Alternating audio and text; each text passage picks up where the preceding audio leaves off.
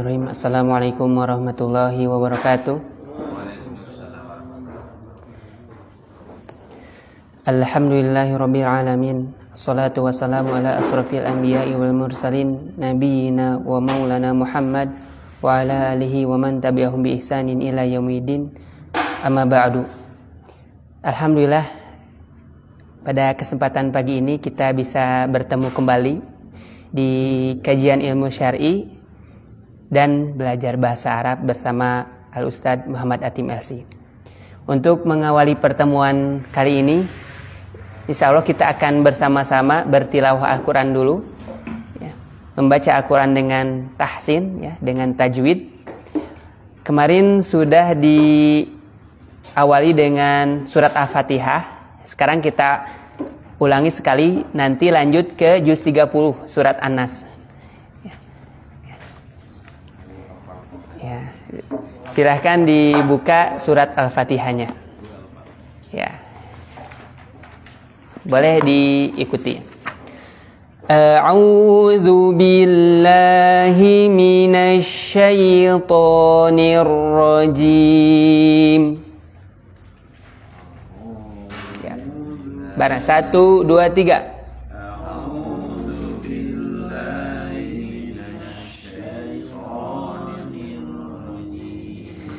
Bismillahirrahmanirrahim.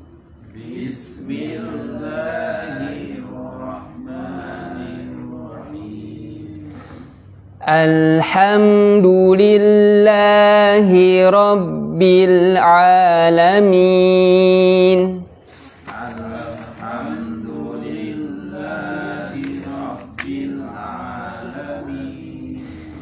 Ar-Rahmanir-Rahim.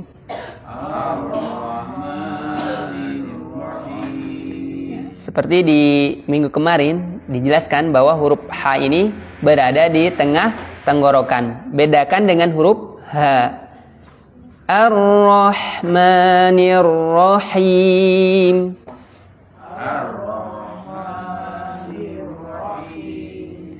Maliki yaumiddin.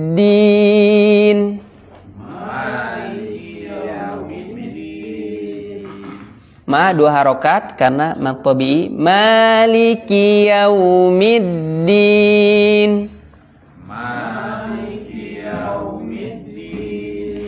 Iyyaka na'budu wa iyyaka nasta'in.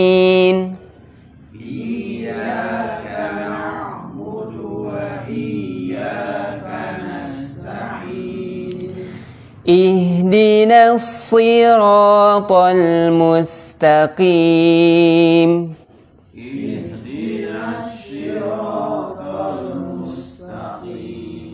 Shad ujung lidah ke gigi seri bawah. Ihdinas si. Ya, jangan ihdinas si. Kalau ihdinas si ke huruf apa? Babu sin. Ihdinas siratal mustaqim.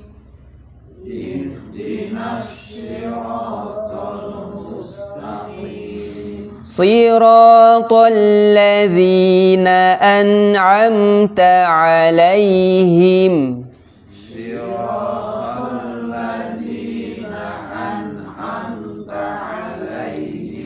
Ghairil maghdubi 'alaihim waladdallin.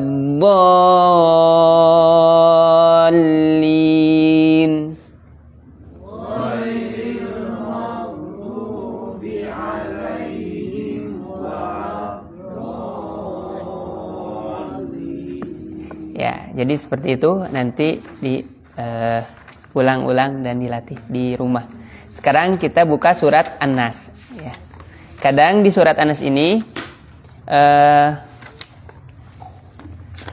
sering gitu, terjadi banyak kesalahan, baik lahan jali atau khofi. Lahan jali itu kemarin kesalahan yang merubah arti Al-Quran. Contohnya tertukar huruf itu ya.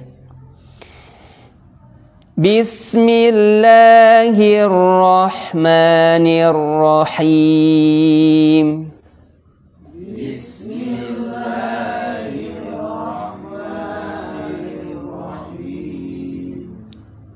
Qul a'udzu bi rabbin nas.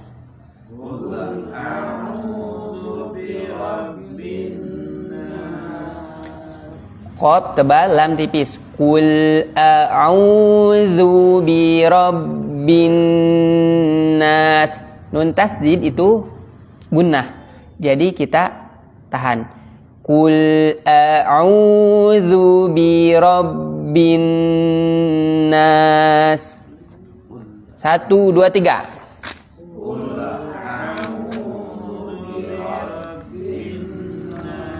Huruf zal makhrajnya ujung lidah bertemu dengan gigi seri atas. Qul a'udzu tidak boleh tertukar dengan huruf zai. Zu. Tapi zu. Tidak boleh ada desisi itu seperti z. Qul a'udzu zu ya, itu ke huruf zai. Zu. Qul a'udzu bi rabbin nas.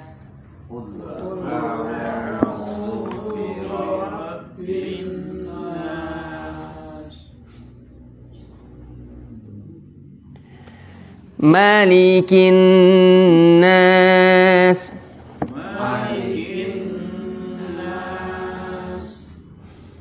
Ilahin nas. Min syarril waswasil khannas.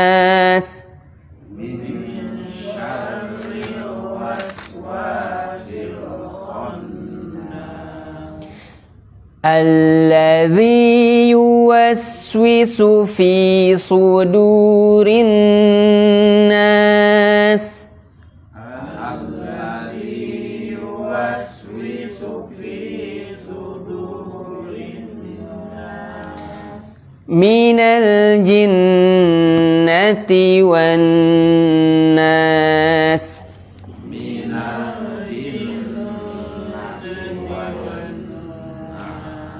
Ya, boleh dicoba dipraktekkan dari bapak-bapak dulu bareng ya Pak. Ya, saya yang menghitung 1, 2, 3 dari bismillah. Bapak-bapak dulu. Bismillahirrahmanirrahim. Qul a'udzu birabbin nas. Malikin nas.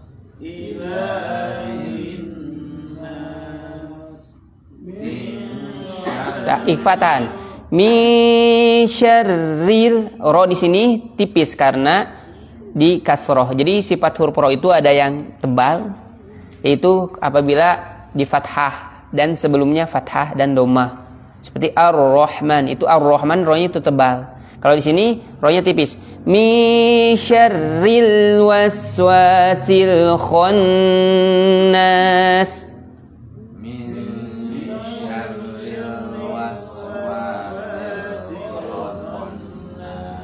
Ya. Alladzi yuwaswisu fi sudurin nas. Ya. Minal jinnati wan nas. Minal, lam tipis. Minal jinnati wan nas.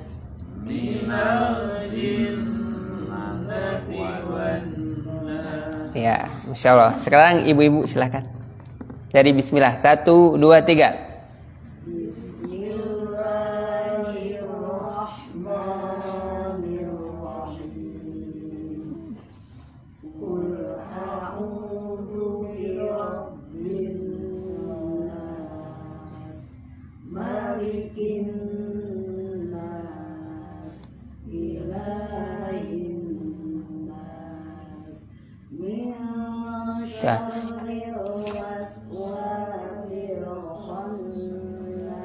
Ya, tahan di ming. Ikhfa itu mengikuti huruf setelahnya. Kalau huruf shin tipis tebal. Tipis. Berarti mi syarril, bukan miu, miu, miu, mi. Beda gak bu suaranya? Miu syarril sama mi syarril. Beda kan? Nah, kalau shin karena huruf tipis jadi mi syarril waswa. Jadi jangan miu, jangan ada miu. Ya, diulang. Dari mi 1 2 3.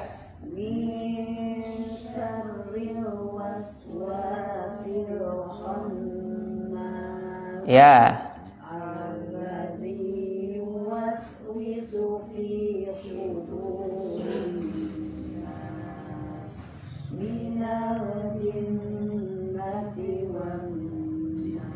Ya, Masya Allah, mumtaz. Jadi nanti tinggal di fi sudu, itu sod itu huruf tebal. Fi sudu, dal tipis, sudu. Kalau fi sudu itu huruf apa?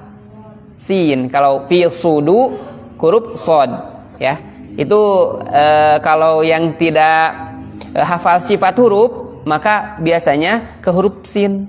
Jadi sebagian huruf kalau kita tidak tunaikan sifatnya seperti dho, ya.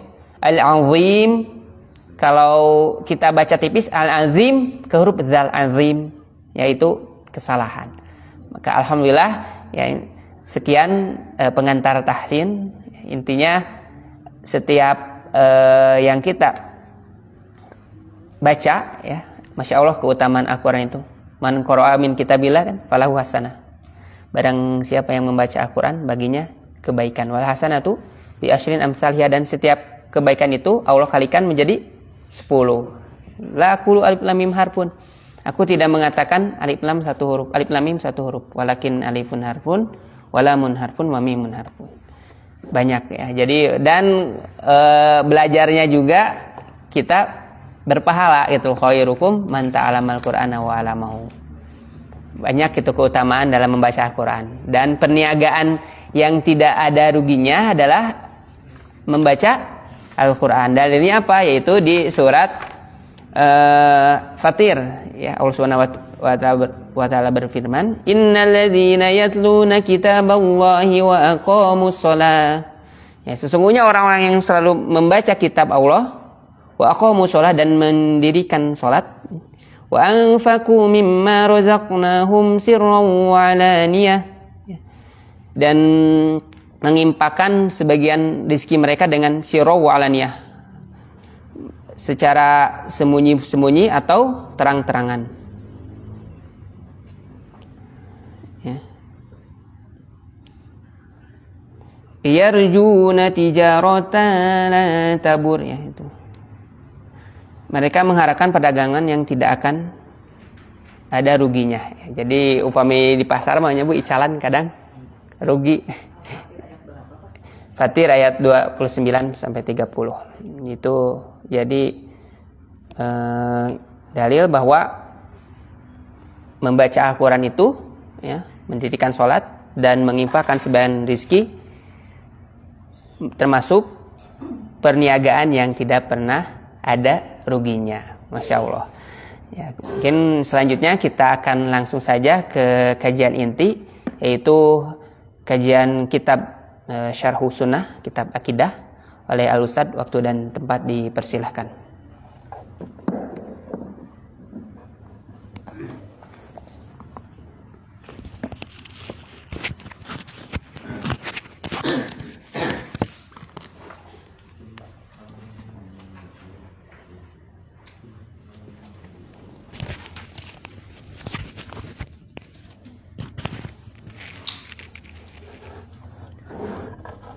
Innal hamdalillah nahmaduhu wa nasta'inuhu wa nastaghfiruh wa na'udzu billahi min shururi anfusina wa min sayyiati a'malina.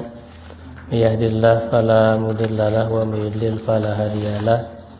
Asyhadu an la ilaha illallah wahdahu la syarikalah wa asyhadu anna Muhammadan abduhu wa rasuluh alladzi la nabiyya ba'dah, ma ba'du. Alhamdulillah para bapak ibu jamaah rahimakumullah. Kita bersyukur kepada Allah di pagi hari ini kembali dipertemukan dalam kajian kita, ya, Akademi Tafaqquh Fiddin. Setiap hari Sabtu, jadi dimulai dari jam 9 insyaallah sampai zuhur nanti.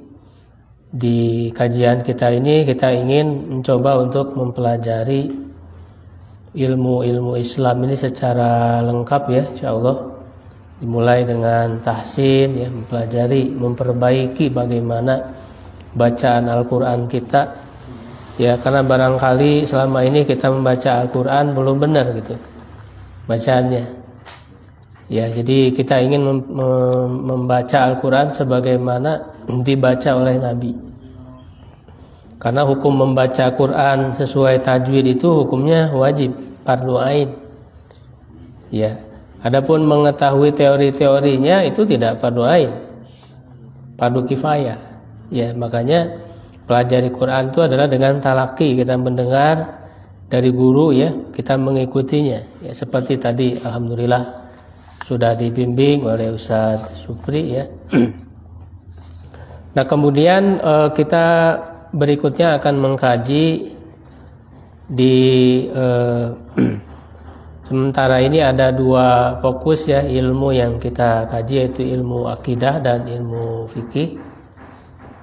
Mudah-mudahan nanti ke depan bisa nambah lagi ya materinya untuk ilmu syar'i ini. Lalu nanti di sesi kedua adalah mempelajari bahasa Arab, bagaimana dengan sesuai dengan levelnya ya, dari mulai level dasar, kemudian nanti nausorof dan juga praktek. Targetnya kita tidak blank sama sekali dengan bahasa Arab itu. Jadi supaya kita bisa akrab dengan sumber-sumber ajaran Islam. Ya, jadi kita berusaha untuk meningkatkan diri kita ya, tidak hanya istilahnya itu jiping. Ya, tahu Bapak Ibu jiping? Ngaji kuping. Jadi hanya mendengar saja. Ya. Jadi hanya istilahnya itu masyarakat pendengar. Apa bahasa Inggrisnya? Listening society. Jadi hanya masyarakat pendengar. Kita harus meningkatkan diri menjadi masyarakat pembaca. Ya, reading society, karena Al-Qur'an pertama kali turun itu perintahnya apa? Membaca. Iqra, bacalah. Jadi harus menjadi pembelajar, membaca. Ya. Begitu. Nah, oleh karena itu di program kita ini meningkatkan tradisi kita, yaitu belajar dengan membaca ya, melek kepada ilmu-ilmu Islam yang tentu dasarnya adalah Al-Quran dan Sunnah ya, dan juga keilmuan-keilmuan Islam yang kuncinya tentu adalah paham bahasa Arab begitu. Dan kita mulai belajar secara runut, secara sistematis, mengkaji kitab-kitab ya para ulama dan juga ayat-ayat dan hadis. Untuk materinya di kesempatan kali ini kita akan melanjutkan, ini pertemuan kedua untuk ilmu akidah. Ya, materinya sudah saya share ya bagi yang sudah masuk di grupnya. Ya, yang belum nanti mungkin bisa memberikan nomor WA, nanti bisa atau ada formulir yang bisa diisi supaya bisa dimasukkan ke dalam grupnya. Sementara sudah saya kirim PDF-nya ya di grup kita ya, ATF Akademi Tafaqquh Fiddin Al-Itqan. Di situ ada dua, yang pertama matan Syarh Sunnah, yang kedua berisi ayat dan hadis. Di pertemuan pertama sudah kita bahas tentang dasar akidah Islam.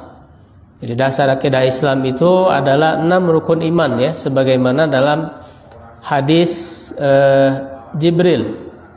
Malaikat Jibril yang bertanya kepada Nabi tentang iman, Islam dan ihsan. Yaitu dijawab oleh Nabi tentang iman itu 6 rukun iman ya. Islam 5 rukun Islam, dan ihsan dengan satu rukun ihsan. Itu beribadah kepada Allah seakan-akan melihat Allah. Kalau tidak bisa maka yakini bahwa Allah melihatmu. Nah, di kesempatan ini ya, pertemuan yang kedua, kita akan mempelajari tentang iman kepada Allah. Ini rukun iman yang pertama. Rukun iman yang pertama. Ya, nah kita baca terlebih dahulu dari kitab ya, Matan Syarhus Sunnah yang ditulis oleh Abu Ibrahim Ismail bin Yahya Al-Muzani. Beliau wafat tahun 264 Hijriah. Ya, ini murid langsung Imam Syafi'i. Ya, Imam Syafi'i yang mungkin kita sudah mengenal ya. Seorang imam yang besar yang kemudian namanya terus harum ya hingga saat ini ya karena warisan ilmunya. Ya, nah ini adalah murid paling utama ya dari Imam Syafi'i, di mana para ulama itu sejak dulu ya, ulama era salaf. Jadi salaf itu maksudnya generasi awal Islam yang 3 generasi ya, yaitu generasi sahabat, tabi'in dan tabi'ut tabi'in. Ya, nah Imam Syafi'i itu kan ada di generasi tabi'ut tabi'in. Ya, pengikut para tabi'in. Nah, sejak era tabi'ut tabi'in, para ulama sudah cukup banyak yang menuliskan ya kitab-kitab berkenaan dengan akidah. Terutama ketika muncul banyak penyimpangan. Ya. Bahkan penyimpangan itu di era tabi'in sudah banyak muncul. Penyimpangan di dalam akidah Islam. Ya, menyimpang di dalam akidah ini bukan hal sederhana. Ya, karena bisa mengeluarkan orang itu dari Islam. Ya, nah inilah yang paling penting ya di dalam beragama itu, di dalam berislam itu adalah akidah, karena akidah itu pondasi sebagaimana yang sudah kita bahas di pertemuan pertama, bahwa akidah itu adalah pondasinya, akarnya. Kalau pondasinya runtuh ya rapuh, maka bangunan Islamnya itu akan runtuh. Begitu, maka pentingnya kita mengkaji akidah. Terlebih di akhir zaman ini ya akan semakin banyak penyimpangan akidah yang dilakukan oleh manusia. Kalau kita tidak mempelajari, ya kita khawatir ya bangunan kita ini, Islam kita ini runtuh tanpa kita sadari. Ya, bismillah kita lihat ya di kitabnya Matan Syarhus Sunnah karya Imam Al-Muzani. Di muqaddimah dulu pengantar ya, beliau mengatakan bismillahirrahmanirrahim. Asamanallahu wa iyyakum. Semoga Allah menjaga kita dan juga kalian bittaqwa dengan ketakwaan. Wa waffaqana wa iyyakum, dan memberikan taufik kepada kita dan juga kalian. Ya, taufik itu hidayah ya untuk bisa mengamalkan. Karena hidayah itu kan ada 2. Ya, ada hidayah irsyad. Hidayah irsyad itu artinya hidayah untuk mengetahui ilmunya. Sedangkan hidayah taufik itu untuk bisa menerima dan mengamalkannya. Jadi hidayah itu ada 2. Nah, kalau hidayah taufik itu murni hanya dari Allah saja. Ya, sedangkan hidayatul irsyad, hidayah memberi petunjuk dalam arti mengajarkan ilmunya, itu bisa dilakukan oleh manusia. Dilakukan oleh Rasulullah. Makanya kata Allah, innaka latahdi ila siratim mustaqim. Sesungguhnya engkau Muhammad benar-benar bisa memberikan hidayah kepada jalan yang lurus. Maksudnya hidayatul irsyad, hidayah memberikan ilmu, menyampaikan ilmu. Ya, nah kita juga melalui pengajaran, kajian, ya, pengajian itu namanya hidayatul irsyad. Ya, dalam rangka memberikan ilmu.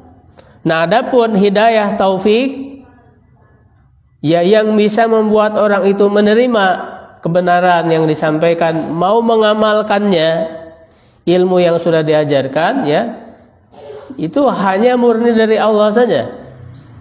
Nabi Muhammad sendiri tidak bisa memberikan hidayah ini, termasuk kepada pamannya sendiri, Abu Thalib. Makanya di surat Al-Qasas, ya, dikatakan innaka la tahdi man ahbabta. Sesungguhnya engkau tidak bisa memberi hidayah kepada orang yang engkau cintai. Walakinnallaha yahdi may yasha. Tetapi Allah lah yang memberi hidayah kepada yang Dia kehendaki. Jadi hanya Allah yang memberikan hidayah. Maksudnya hidayah apa? Hidayah taufik. Ya, hidayah taufik. Begitu. Jadi semoga Allah memberikan taufik kepada kita dan juga kepada kalian bimuwafaqatil huda. Ya, dengan bisa berkesesuaian dengan petunjuk. Ya, jadi maksudnya amal kita ini supaya sesuai dengan ilmunya yang kita pelajari ini, ya. Amma ba'du. Fa innaka aslahakallah, sesungguhnya engkau, semoga Allah memperbaiki dirimu. Sa'altani an uwaddihalaka, kau bertanya kepadaku untuk menjelaskan kepadamu minas sunnah, dari sunnah. Ya, sunnah itu kan memiliki beberapa pengertian. Bisa sunnah maksudnya hadis, ya, segala sesuatu yang datang dari Nabi SAW, baik itu berupa perkataan, ya, perbuatan, dan juga persetujuan Nabi. Makna sunnah itu bisa juga maknanya, kalau dalam ilmu fikih itu sunnah lawan dari wajib. Ya, ada salat wajib, ada salat sunnah. Kalau sunnah di situ maksudnya dikerjakan mendapat pahala, tidak dikerjakan tidak berdosa, ya. Berbeda dengan wajib. Kalau wajib dilakukan mendapat pahala, ditinggalkan berdosa. Ya, itu pengertian yang kedua dari sunnah. Yang ketiga, maksud sunnah maksudnya adalah berkaitan dengan akidah. Ya, akidah yang benar, yang sesuai dengan yang diajarkan oleh Nabi. Ya, nah, pengertian sunnah di sini maksudnya adalah akidah. Karena ini kan membahas tentang akidah. Ya, jadi akidah pada awal-awal, ya, masa generasi salaf itu disebut dengan sunnah. Ya, akidah Islam itu. Kenapa? Karena orang-orang yang menyimpang akidahnya itu, mereka telah melenceng dari sunnah, dari yang sudah digariskan oleh Rasulullah. Ya, makanya akidah itu, ya, sangat berpegang kepada apa yang ada di dalam Al-Quran dan Sunnah. Ya, bukan hasil dari pemikiran, bukan juga dari perasaan. Ya, akidah itu betul-betul murni bagaimana yang ada di dalam Al-Quran dan Sunnah. Ya, amron, suatu perkara, tasbiru nafsaka, yang engkau menyabarkan dirimu ala tamasuki bihi, ya, untuk berpegang kepadanya, wa tadra'u bihi anka syubhal aqawili, ya, dan engkau mencegah dirimu dari syubhat. Ya, syubhah itu jamak dari syubhat, al-aqawili, perkataan-perkataan. Ya, jadi syubhat itu adalah keraguan-raguan, ya, yang membuat orang bisa menyimpang dari akidah yang benar, ya. Ya, keyakinan-keyakinan yang bisa menyimpangkan ya orang dari akidah yang benar. Itu disebutnya syubhat. Ya. Makanya nanti kan muncul kelompok-kelompok menyimpang ya, seperti Syiah, ya, seperti Mu'tazilah, Jahmiyah, ya, itu kan di era awal, generasi awal. Begitu. Nah, kita harus berhati-hati dari syubhat-syubhat, ya, kekeliruan pemikiran yang disebarkan oleh mereka. Wa zaiqa muhdatsatid dhalin, dan penyimpangan yang diada-adakan oleh orang-orang yang sesat. Wa qad syaratu laka minhajan muwaddahan, sungguh aku telah menjelaskan bagimu minhaj. Minhaj itu maksudnya jalan. Ya, jalan yang jelas, muniron, yang terang. Ya, jadi kalau kita belajar agama Islam ini, ilmunya adalah ilmu yang terang benderang. Tidak ada kesamar-samaran, semuanya jelas. Ya, semuanya jelas, bisa dipahami oleh manusia. Tidak ada yang sembunyi-sembunyi. Makanya kalau ada orang mengadakan pengajian secara eksklusif, sembunyi-sembunyi, nah itu perlu diwaspadai. Ya, nggak boleh masuk gitu. Orang lain nggak boleh ikut. Jadi tertutup, pengajian tertutup, eksklusif. Nah itu perlu dicurigai. Ya. Biasanya yaitu menunjukkan aliran sesat, karena dia tidak mau diketahui oleh orang lain. Sedangkan ilmu Islam ini terbuka, siapapun boleh ikut, karena tidak akan bertentangan, ya, tidak akan bertentangan dengan akal sehat, tidak akan bertentangan dengan kemaslahatan umum.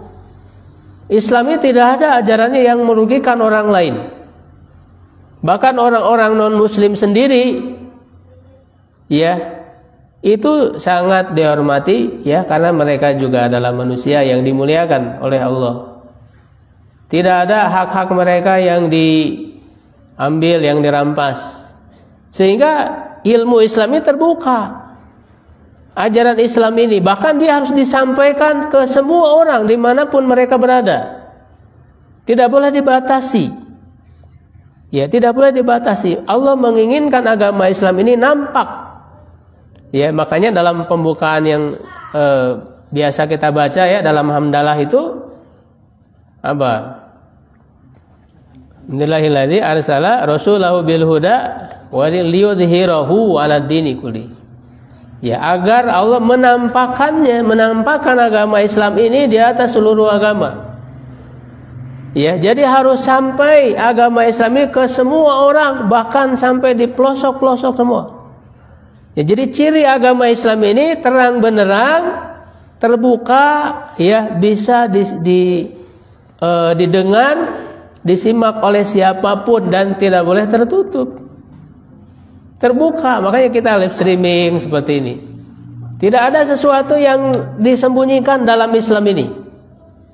Ya, tidak ada sesuatu yang disembunyikan, yang ditutupi, tidak ada. Rasulullah sudah menyampaikan semua ilmu kepada umat, kepada para sahabat kepada tabi'in, terus sampai hingga saat ini. Makanya mudah sekali kita mengenali kalau ada kajian yang eksklusif, tertutup, ini perlu diwaspadai. Ini ngaji apa sebenarnya ini? Ya, Islam tidak ada yang ditutupi dari kajian ini. Jelas, terang benderang, ya, begitu, sesuai dengan akal sehat. Ya, siap untuk misalnya mau berdebat dengan orang manapun, kelompok manapun, siap Islam itu. Ya, gitu, bisa mengalahkan berbagai pemikiran-pemikiran manusia. Islam itu, karena dia adalah sebagai hujah. Ya, hujah Islam itu. Wa lam alu nafsi wa iyyaka fihi nushan. Ya, tidak kurang kesungguhanku dan juga engkau untuk memberikan nasihat. Ya, ini tugas bagi setiap orang yang paham terhadap ajaran Islam, harus menjelaskan, bahkan ya harus membantah ya ketika ada penyimpangan-penyimpangan itu. Tidak boleh diam, karena untuk menegakkan hujjah ya, agar Islam ini bisa nampak, bisa tegak. Bada'tu fihi bihamdillah dzirrashdi wat tasdidi. Aku memulai padanya dengan memuji Allah yang memiliki petunjuk ya dan jalan yang lurus. Nah, kemudian beliau memulai dengan iman kepada Allah ya. Alhamdulillahi ahaqqu man dzukir. Segala puji bagi Allah yang paling layak untuk disebut, untuk diingat ya, zikir. Jadi yang harus selalu kita sebut ya di lisan kita itu ya harusnya adalah nama Allah, bukan nama-nama yang lain. Ya, makanya Al-Quran itu kata yang paling banyak dalam Al-Quran itu apa? Allah. Kalau kita hitung kata apa yang paling banyak di dalam Al-Quran, itu adalah Allah. Lafaz Allah itu yang paling banyak di dalam Al-Quran. Artinya kita harus sering menyebut nama Allah, berzikir kepada Allah. Ketika segala macam ya kita hadapi dalam kehidupan, sebutlah nama Allah. Jangan sampai nama kekasih yang disebut gitu ya. Ya, nama dan manusia yang kita cintai, ya tidak ada apa-apanya. Manusia itu tidak akan bisa memberi apa-apa untuk kita. Makanya kalau kepada manusia, kepada harta, kepada dunia, ya cintailah sekedarnya. Tidak perlu berlebih-lebihan. Karena mereka itu makhluk yang tidak sempurna. Ya, sebutlah nama Allah ya lebih banyak, karena berharap kepada Allah itu tidak akan mengecewakan. Kita melakukan yang mungkin sedikit ya, kecil yang kita lakukan, tapi Allah akan memberikan balasannya itu berlipat ganda. Banyak pahala yang diberikan, padahal amalannya ringan. Amalannya ringan. Dengan kita datang misalnya ke kajian seperti ini, ya itu kan pahala yang dijanjikannya luar biasa. Ya, kata Rasulullah, man istama'a qaumun fi baitin min buyutillah, tidaklah satu kelompok orang yang berkumpul di salah satu rumah Allah yang mereka itu mengkaji Al-Quran, ya membaca Al-Quran, ya kecuali apa? Illa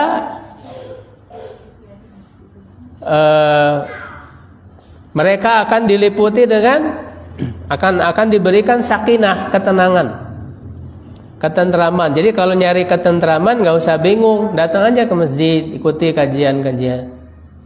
Ini sudah dijanjikan oleh Allah melalui lisan Rasulnya. Akan diberikan sakinah, diberikan rahmat, kasih sayang Allah. Ya, bahkan Allah akan menyebut-nyebut siapa saja orang yang hadir dalam kajian tersebut. Ya, dengan bangganya Allah menyebut si fulan dengan namanya, dengan nama kita. Ya, gitu oleh Allah Subhanahu wa taala. Bahkan setiap langkah kaki kita kan, langkah kaki kanan akan ditingkatkan derajat, langkah kaki kiri akan digugurkan dosa-dosa kita. Ini luar biasa Pak, padahal cuma datang ke majelis kekajian seperti ini saja. Ya, tapi pahalanya luar biasa. Jadi yang penting mah datang dulu, mau paham nggak paham itu urusan belakangan. Karena yang kita kejar itu pahala itu. Pahala ya, kemudian keridhaan ya dari Allah gitu, rahmat. Kalau soal paham mah itu mah bonus rezeki gitu ya. Karena kan Allah itu memberikan rizki pemahaman itu beda-beda. Walaupun dalam majelis yang sama, ya, tapi rizki pemahaman itu bisa berbeda diberikan oleh Allah. Ya, ada yang pahamnya itu banyak, gitu, ada yang sedikit. ya itu rizki yang Allah berikan. Jadi yang penting kita menjaga keistiqomahan ya untuk terus bisa menghadiri kajian seperti ini ya supaya kita tetap berada di jalan yang benar ya. Jadi Allah itu yang lebih berhak untuk selalu disebut. Makanya nggak usah pakai perantara, ya. Minta tolong langsung aja kepada Allah. Jangan malah nanti yang disebutnya bukan nama Allah. Sebut nama-nama yang lain yang dianggap sebagai wali. Ya, dijadikan perantara. Kan ada itu. Nah, ini hati-hati, bisa terjerumus kepada kemusyrikan. Ya. Gitu dia ada orang yang bukannya menyebut nama Allah, dia malah memanggil misalnya Abdul Qadir Jailani. Ya. Itu orang-orang Syiah yang dia panggil itu Husain, ya Husain, ya Husain gitu. Padahal kita diajarkan langsung saja sebut nama Allah. Kita memohon pertolongan kepada Allah. Tidak ada lagi makhluk di antara kita dengan Allah. Ya. Wa aula man syukir, dan yang lebih utama untuk disyukuri.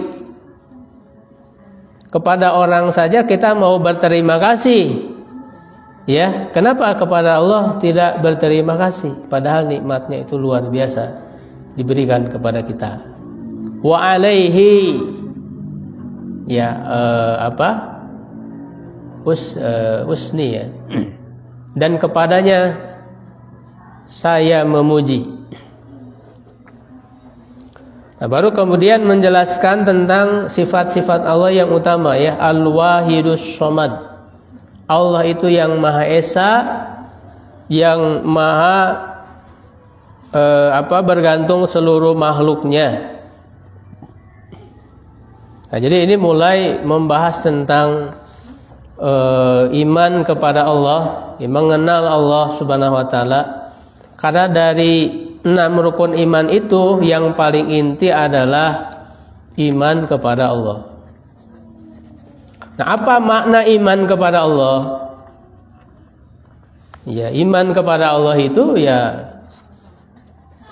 yang paling inti sebagaimana dalam syahadat kita. Dalam syahadat kita mengatakan apa? Asyhadu an la ilaha illallah wa asyhadu anna Muhammadan Rasulullah. Aku bersaksi bahwa tidak ada Tuhan selain Allah. Nah, jadi beriman kepada Allah itu intinya adalah mentauhidkan Allah, mengesahkan Allah, dalam arti meyakini bahwa Allah itu satu-satunya Tuhan. Ya, itu makna dari iman kepada Allah. Ya, iman itu apa? Mungkin perlu didefinisikan dulu makna iman. Secara bahasa iman itu percaya atau membenarkan, at-tasdiq. Ya, al-imanu at-tasdiq, lughatan at-tasdiq. Iman itu menurut bahasa maknanya percaya atau membenarkan. Ya, membenarkan dengan hati menurut bahasa. Tapi menurut istilah tidak cukup hanya membenarkan dengan hati saja. Ini menjadi istilah. Jadi ketika disebut iman secara istilah di dalam Islam, dalam syariat Islam, maknanya adalah at-tasdiqu bil qalbi wal iqraru bil lisan wal a'malu bil arkan. Ya, atau wal a'malu bil jawari. Jadi iman itu maknanya membenarkan dengan hati, at-tasdiqu bil qalbi, wal iqraru bil lisan, menyatakan dengan lisan, wal amalu bil arkan, mengamalkan ya dengan anggota badan.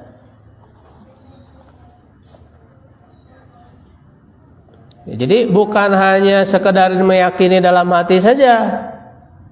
Makanya orang yang akan masuk Islam itu harus mengucapkan syahadat. Kalau orang itu belum mengucapkan syahadat, dia tidak dianggap sebagai orang Islam. Walaupun hatinya misalnya udah mulai meyakini nih bahwa hanya Allah ya saja Tuhannya. Hatinya sudah meyakini, tapi dia tidak menyatakan dengan lisan. Ya, maka belum dia masuk Islam. Makanya tadi iman itu secara istilah itu lengkap tadi, mencakup 3 hal itu. Bukan hanya meyakini dalam hati, tapi harus diucapkan dengan lisan. Yang ketiga harus mengamalkannya. Tidak bisa ya ketika orang itu sudah meyakini lalu mengucapkan dengan lisan, setelah itu tidak ada amal apa-apa yang dia lakukan. Harus ada amalan yang dia lakukan. Khususnya yang wajib-wajibnya minimal, yang rukun-rukunnya. Yang paling utama adalah sholat 5 waktu, sholat yang wajib. Itu kan yang paling utama, amalan yang paling utama dibanding amalan-amalan yang lain. Makanya ada perbedaan pendapat di kalangan ulama. Kalau ada orang Islam tidak sholat 5 waktu, ini ada dua pendapat kalangan ulama. Apakah orang itu masih muslim ataukah sudah tidak lagi menjadi orang Islam? Sudah kafir. Ada 2 pendapat ya di kalangan ulama itu. Kalau orang tidak melaksanakan sholat 5 waktu, ya. Ada yang mengatakan dia masih muslim, ada yang mengatakan dia sudah kafir. Karena ada hadis-hadis yang menunjukkan perbedaan antara muslim dan kafir itu sholat 5 waktu. Begitu.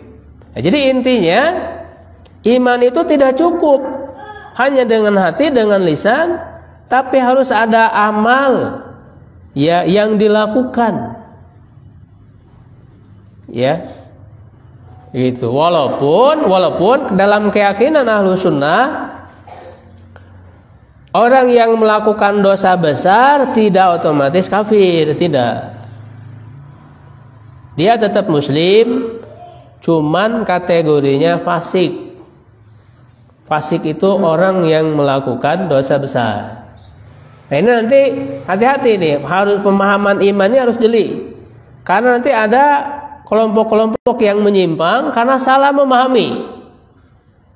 Ya, kalau mengatakan orang yang melakukan dosa besar kafir, nah ini adalah pemahaman keliru.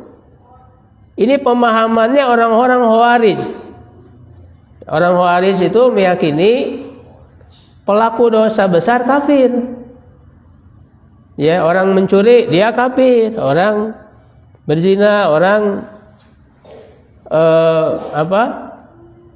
minum-minuman keras, membunuh, itu kan dosa-dosa besar. Nah, orang-orang Khawarij meyakini mereka kafir, sudah bukan lagi muslim. Sedangkan dalam pemahaman Ahlus Sunnah tidak. Selama ada iman dalam hati mereka, ya, sudah bersyahadat, mereka itu masih muslim, tapi fasik, ya, tapi fasik, gitu, karena melakukan dosa besar, ya. Nah, jadi dari sekian banyak amal-amal, ya, khususnya yang wajib-wajib itu harus ada yang dilakukan oleh orang beriman itu. Jangan sampai tidak ada sama sekali amal yang dilakukan. Kalau tidak ada sama sekali amal yang dilakukan, dia belum muslim, belum beriman. Sholat enggak, zakat tidak, gitu ya. Saum tidak. Jadi tidak ada sama sekali. Dia belum muslim. Harus ada minimal tadi sholat 5 waktu.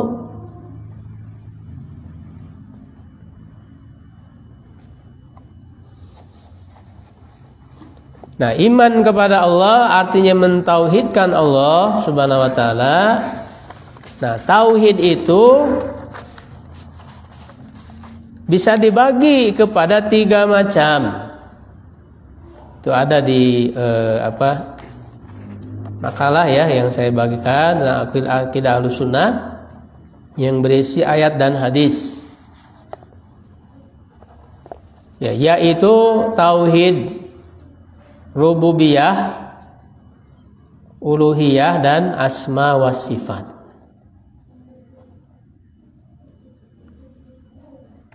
Tauhid rububiyah, uluhiyah dan asma wa sifat.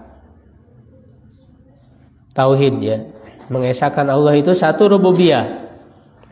Rububiyah itu artinya kita meyakini bahwa hanya Allah lah satu-satunya Tuhan yang menciptakan, yang mengatur dan menguasai. Sekali lagi, iman tauhid rububiyah itu apa? Meyakini Allah satu-satunya yang menciptakan, mengatur atau mengurus dan menguasai. Kalau bahasa Arabnya ifradullahi bil khalqi wat tadbiri wal mulki. Jadi mengesahkan Allah, jadi meyakini bahwa Allah satu-satunya yang menciptakan, yang mengatur dan menguasai. Nah, tauhid uluhiyah meyakini bahwa Allah satu-satunya Tuhan yang diibadahi, yang disembah. Ifradullahi bil ibadah. Ya. Dan yang ketiga asma wa sifat, nama dan sifat. Meyakini bahwa Allah memiliki nama-nama dan sifat-sifat ya yang menyendiri, yang berbeda dengan seluruh makhluknya.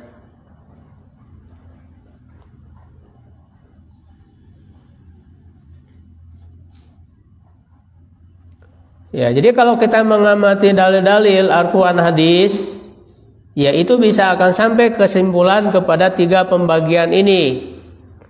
Ya, walaupun Rasul tidak menyebut langsung gitu ya bahwa tauhid ada tiga, tidak. Para sahabat tidak menyebut gitu. Tapi dengan mengamati Al-Quran dan Sunnah, kita bisa menyimpulkan ini. Ya, begitu. Tidak perlu ditolak pembagian tiga ini. Karena dia diakui oleh para ulama sejak dulu. Bahkan bukan hanya Ibnu Taimiyah yang mengelompokkan ini, yang membagi ini. Sebelum Syekhul Islam Ibnu Taimiyah pun ada para ulama ya yang membagi seperti ini. Nah, tiga pembagian tauhid ini terkumpul ya, misalnya di dalam satu ayat dalam surat Maryam ayat 65.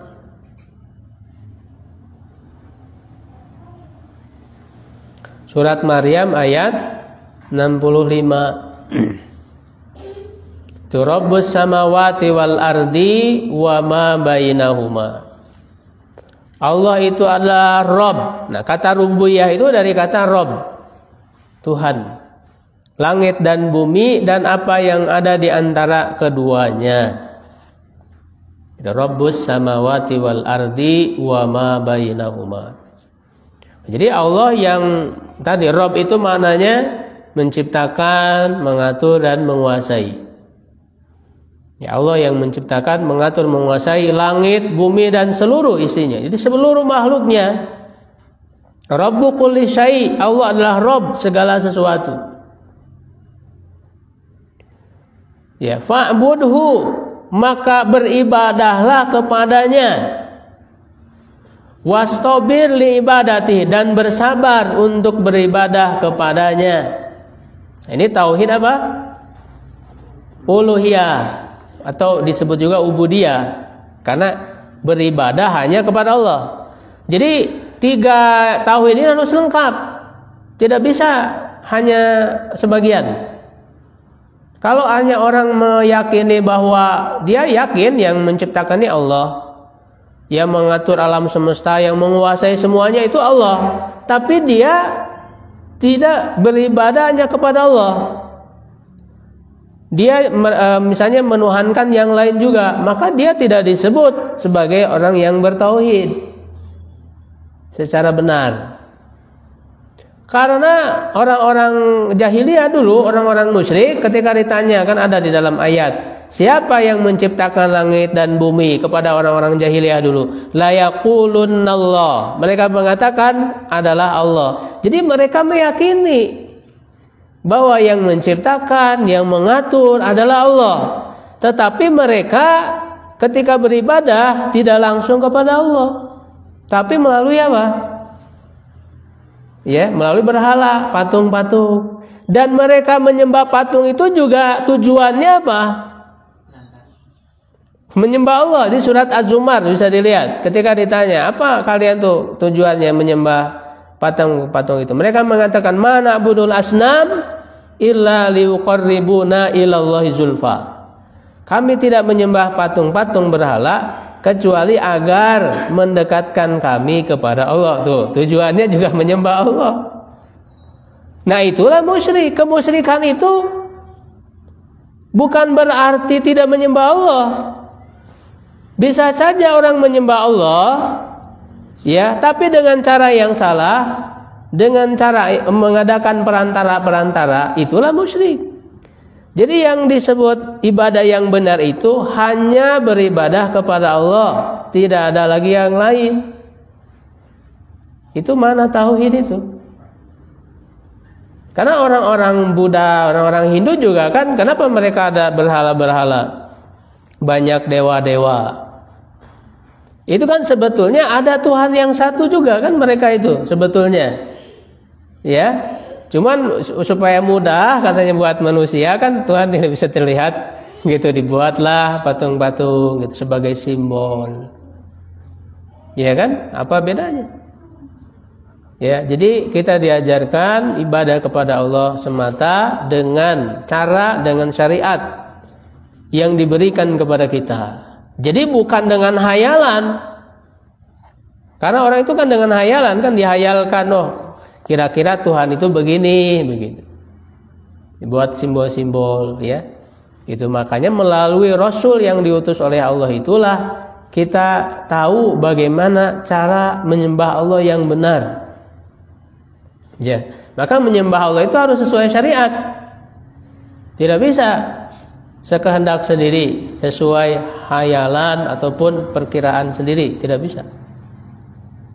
Ya, makanya penting kenapa kita harus belajar dengan ilmu. Jadi beragama itu dengan ilmu, bukan dengan hayalan, bukan dengan perkiraan, bukan dengan perasaan. Ya, makanya pertama kali wahyu itu turun, perintahnya Iqra, baca, belajar. Begitu, belajar Islam ini. Dan yang menyebabkan orang itu menyimpang, sesat, ya karena tidak belajar, ya karena tidak tahu ilmunya. Ya, bahkan selepas Rasulullah itu kan Jazirah Arab dipenuhi oleh orang-orang yang murtad, yang sesat. Ya, kecuali Mekah dan Madinah dan juga Taif, ya. Nah, kenapa di Mekah Madinah misalnya tidak masuk kesesatan ke dalamnya? Karena mereka kuat secara keilmuan. Jadi supaya kita tidak tersesat, ya harus bersungguh-sungguh di dalam belajar, mempelajari ilmu agama, ya. Tidak ada batasnya sampai akhir hayat terus begitu. Supaya kita tetap istiqomah. Hal ta'lamu lahu samiyya? Apakah kamu mengetahui ada yang sama dengan dia? Jadi tidak ada yang sama dengan Allah. Makanya di sini mentauhidkan ya nama dan sifat Allah. Jadi supaya mengenal Allah ini gimana caranya? Yaitu tadi bukan dengan hayalan dan perkiraan, tapi Allah sudah memperkenalkan tentang dirinya melalui Al-Quran dan hadis. Nama-nama Allah bagaimana, sifat-sifat Allah bagaimana. Allah itu Maha mendengar, Maha melihat, ya, esa, ya, zatnya itu.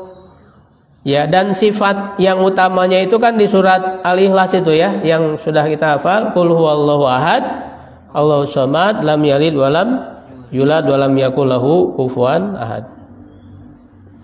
Ya, banyak sekali sifat-sifat yang Allah perkenalkan kepada kita Kita harus meyakini itu semua, ya, dan juga meyakini bahwa tidak ada satupun sifat yang Allah perkenalkan kepada kita yang sama dengan makhluk.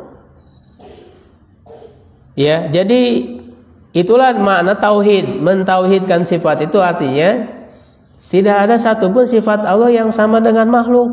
Walam yakul lahu kufuwan ahad. Tidak ada yang setara dengan dia. Jadi ketika Allah memperkenalkan dirinya Allah itu mendengar Allah berbeda dengan mendengar makhluk. Allah malah melihat Allah berbeda dengan melihat makhluk. Apapun itu, seperti misalnya banyak ayat hadis yang menyebutkan tangan Allah.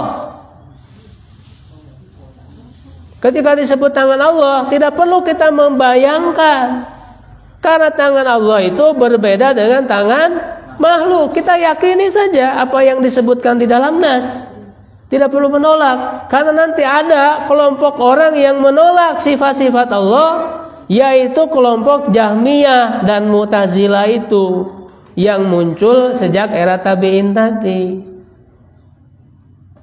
Ya, tidak usah kita menolak. Oh, kalau Allah ada tangan Allah berarti sama dengan makhluk. Tidak, justru Allah sudah memberitahu. Ya, Allah itu berbeda dengan makhluknya. Ketika disebut tangan Allah, berarti berbeda dengan makhluk. Tidak perlu kita membayangkan, tidak boleh. Kita hanya menerima saja.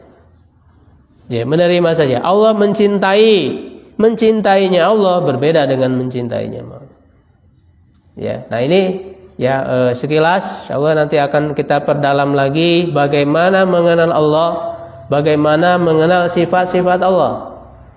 Ya, agar tentu tujuannya kita bisa menguatkan ya keyakinan kita kepada Allah dan juga memberikan dampak pada diri kita. Ya, kalau Allah itu Maha mendengar semua, ya suara tidak ada yang tidak terdengar, semuanya terdengar, berarti kita harus berhati-hati di dalam berbicara gitu kan. Kalau Allah Maha melihat, Maha mengetahui, ya berarti kita harus berhati-hati dalam setiap perbuatan kita, karena semuanya dilihat dan diketahui oleh Allah. Jadi yang paling kita pikirkan itu adalah dampak dalam diri kita. Ya, apa sih yang harus kita lakukan? Dampaknya terhadap perilaku kita. Jangan sampai cuman meyakini tapi tidak berdampak. Nah, ini keliru. Belajar iman, belajar akidah hanya cukup sampai pikiran. Harus memberikan dampak pada perbuatan kita. Itu yang paling penting. Ya, karena walaupun Allah menjelaskan tentang sifat-sifat dirinya, ya pengetahuan kita tetap terbatas. Kita tidak bisa mengetahui hakikat secara penuh. Karena kan kita tidak bisa melihat Allah di dunia ini. Ya, tidak tahu bagaimananya. Ingat ya, ini penting prinsipnya. Ketika mempelajari sifat Allah, jangan bertanya bagaimana. Ya, kalau bertanya apa, itu sudah dijawab oleh Allah. Ya, gitu. Apa sifat-sifat yang Allah Subhanahu wa taala jelaskan kepada kita, kita bisa menjawab. Allah itu Maha mendengar, Maha melihat, ya, melihat tangan, wajah, dan sebagainya. Itu disebutkan di dalam banyak nas. Ya, sebatas itu saja. Tidak boleh bertanya bagaimana. Ya, tidak boleh bertanya, karena dengan bertanya bagaimana itu pintu kemudian orang itu jadi menyimpang dalam akidah tentang sifat Allah. Ya, bagaimana melihatnya Allah itu udah nggak bisa, kita nggak tahu. Bagaimana mendengarnya Allah? Apakah memang ada telinga yang bisa menangkap suara? Kan tidak bisa kita menjawabnya. Bagaimana wajah Allah? Itu nggak bisa. Makanya Imam Malik ketika ada orang bertanya tentang bagaimana beristiwanya Allah di atas arsy, Imam Malik marah karena tidak ada yang tahu bagaimananya. Itu. Jadi jangan kemudian pikiran kita memikirkan bagaimana. Yang kita pikirkan bagaimana itu, bagaimana perilaku kita. Kalau kita sudah meyakini Allah ini sifatnya begini-begini, ya, lalu bagaimana amalan kita, itu yang harus lebih kita pikirkan gitu. Ya. Yang jelas Allah itu Maha berkuasa, tidak ada yang tidak mampu dilakukan oleh Allah. Ya, kalau manusia ini terbatas mendengar hanya dalam jarak tertentu saja kan, melihat dalam jarak tertentu, tapi bagi Allah tidak ada yang tersembunyi dari pendengarannya, penglihatannya dan seterusnya. Ya, begitu, bisa menjawab, ya, mengabulkan doa, ya, dalam satu waktu. Allah itu Maha berkuasa, makanya nggak akan mampu terjangkau oleh akal kita. Misalnya Rasul menyebutkan ketika orang itu sholat membaca Al-Fatihah, ya, Alhamdulillahirabbil alamin, Allah kan menjawab, Hamadani abdi, Ar-Rahmanir Rahim, Majadani abdi, Malik yaumiddin, Asna alayya abdi. Itu berapa miliar orang melakukan sholat, Allah menjawab semua. Ya, kalau manusia kan nggak bisa, dia hanya bisa menjawab satu orang saja. Gitu. Tapi Allah bisa menjawab dalam waktu yang sama, ya, menjawab ribuan bahkan miliaran orang. Itu menunjukkan kekuasaan Allah yang tidak bisa dijangkau oleh pikiran manusia. Allahu a'lam bishawab. Kalau ada yang mau ditanyakan mungkin 5 menit, silakan.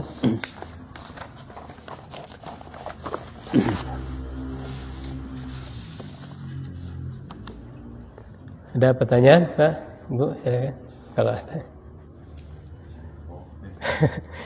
Kenaan dengan iman kepada Allah, ya, kita mengenal dasar dulu, insya Allah nanti diperdalam lagi tentang sifatnya. Silakan. Jalan Supri. Assalamualaikum warahmatullahi wabarakatuh. Waalaikumsalam. Terkait tauhid tadi kan uluhiyah, rububiyah dan asma wa sifat. Iya. Ya, kalau misalkan tauhid uluhiyah kan itu beribadah hanya kepada Allah.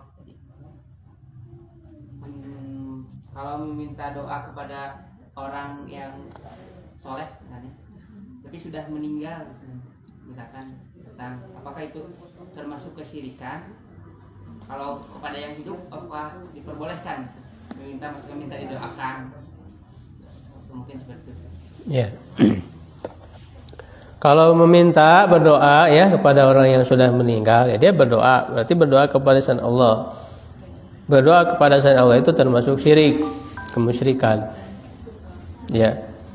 Begitu. Jadi nggak bisa ini. Orang-orang yang sudah meninggal walaupun dia itu dianggap wali, orang soleh, mereka tidak akan bisa membantu kita, ya, gitu, meminta gitu kepada mereka. Dan walaupun misalnya alasannya untuk bertawasul, ya, begitu. Nah, tawasul ini yang dibenarkan, ya, secara syariat, ya, itu cuma 2 saja. Tawasul itu kan artinya ada wasilah untuk menguatkan doa, ya, pada saat meminta kepada Allah itu. Yang pertama tawasul dengan asma wa sifat. Jadi sebelum kita doa itu sebutin dulu nama-nama, ya, sifat Allah apa gitu. Ya Rahman, Ya Rahim gitu. Sebut nama Allah baru berdoa. Itu bertawasul dengan asma dan sifat, nama dan sifat Allah. Yang kedua, bertawasul dengan amal soleh yang sudah kita lakukan. Seperti kisah 3 orang yang terjerumus di dalam gua itu. Ya, dia kan tertutup pintunya, dari gua itu nggak bisa keluar, tertutup batu besar. Maka satu persatu itu berdoa kepada Allah dengan bertawasul dengan amal soleh yang dilakukan. Yang satu kan mengatakan, ya Allah, saya pernah punya orang tua, ya, saya berbakti memberikan susu, ya, kepadanya. Bahkan ketika suatu hari saya mau memberikan susu, dia sudah tidur, saya tunggu sampai dia bangun dan tidak memberikan kepada istri dan anaknya sebelum kepada orang tuanya, sampai subuh dia menunggu itu. Ya, kalau dia mengatakan, kalau yang saya lakukan ini adalah ikhlas karenamu ya Allah, ya maka bantulah kami. Akhirnya terbuka kan sedikit, tapi tidak bisa keluar. Orang yang kedua mengatakan, saya punya karyawan dulu, ketika pas pemberian gaji dia tidak ada, ya begitu, maka upah dia itu saya simpan, lalu dibelikan ternak dan kemudian berkembang biak. Sudah lama, sudah banyak, tiba-tiba orang itu datang lagi minta upahnya. Maka diberitahukan bahwa ini semua ternak yang ada di ladang ini milik kamu semua, diberikan kepada karyawannya itu. Lalu kata orang itu, kalau amal yang saya lakukan ini ikhlas karenamu, maka bantulah kami. Terbuka lagi sedikit, cuman belum bisa keluar. Sampai yang ketiga kan, dia pernah mencintai seorang perempuan, ya masih sepupunya ya. Perempuan tersebut ketika suatu hari dia punya kesempatan, ya gitu, untuk berzina ya dengannya itu, dan diberikan harta yang besar. Tapi ternyata ketika akan melakukan itu, perempuan itu mengingatkan, ya jangan mengambil yang bukan haknya. Maka dia kemudian tidak jadi, mengatakan, ya aku takut kepada Allah. Ya, lalu dia mengatakan, kalau amal saya ini ikhlas karenamu, maka bantulah. Maka terbuka pintu gua itu dan bisa keluar. Nah, itu adalah salah satu contoh tawasul dengan amal soleh. Nah, itu saja sebetulnya, bertawasul itu dengan amal soleh yang sudah kita lakukan, bukan yang belum. Ya. Nah, adapun bertawasul dengan nama Nabi, dengan nama orang-orang soleh, memang ada sebagian ulama yang membolehkan, tapi sebagian lagi tidak. Dan kita memilih para ulama yang mengatakan tidak boleh, ya, bertawasul dengan nama Nabi, nama-nama orang soleh, karena memang hujahnya lebih kuat, dan hujah orang yang bertawasul dengan Nabi dan juga orang soleh itu lemah hujahnya. Hadisnya pun hadis yang lemah. Ada hadis yang saya jadikan dalil pun tidak menunjukkan ya kepada pendapat tersebut. Ya, yang kedua juga ini bisa menjadi wasilah tadi perantara orang jadi musyrik. Ya, disebutkan nama ini, nama itu. Ya, kalau orang yang paham bisa saja dia tidak memaksudkan meminta kepada orang soleh itu, langsung minta kepada Allah, cuman melalui nama-nama itu. Tapi kalau orang-orang awam itu kan rawan, tadi ya, bukan lagi dia nyebut nama Allah, tapi malah menyebut nama-nama wali tadi. Ketika kesulitan, bukannya memanggil Allah, tapi dia panggil, ya Syekh Abdul Qadir Jailani misalnya, ya Syekh Anu gitu. Sehingga dia itu malah ya memanggil, berdoa kepada makhluk. Nah, ini sangat rawan kepada kemusyrikan. Orang datang ke kuburan, tujuannya apa? Meminta, kan, punya sesuatu, punya keinginan, disampaikan kepada para penghuni kubur itu. Akhirnya terjadi kemusyrikan. Makanya kenapa kita tolak? Karena ini sangat rawan dan sudah terjadi pada faktanya, membuat orang itu musyrik, meminta kepada selain Allah.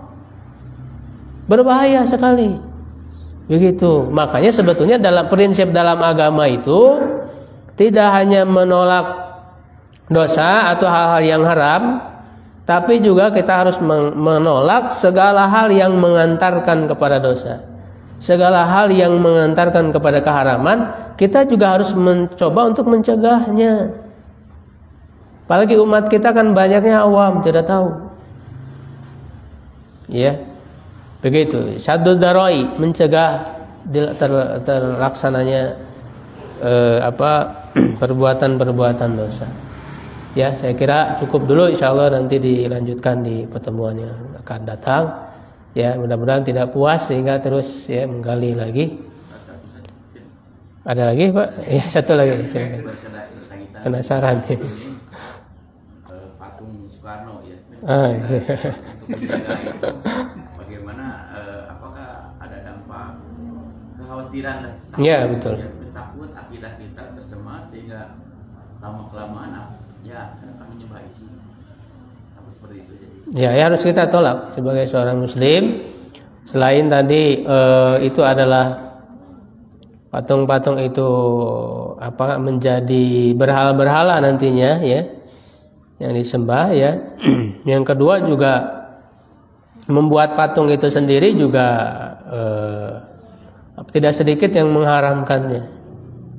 Ya, membuat patung itu sendiri. Karena walaupun misalnya tidak disembah, ya itu menyerupai orang-orang musyrik. Ya, yang membuat patung-patung itu. Dan juga larangan membuat patung bukan hanya karena disembah, tapi karena dikultuskan, dibesar-besarkan, diagung-agungkan. Ya, orang kan mengagung-agungkan gitu. Tokoh segala macam. Lalu dibuatlah patung, itu tidak boleh dalam Islam.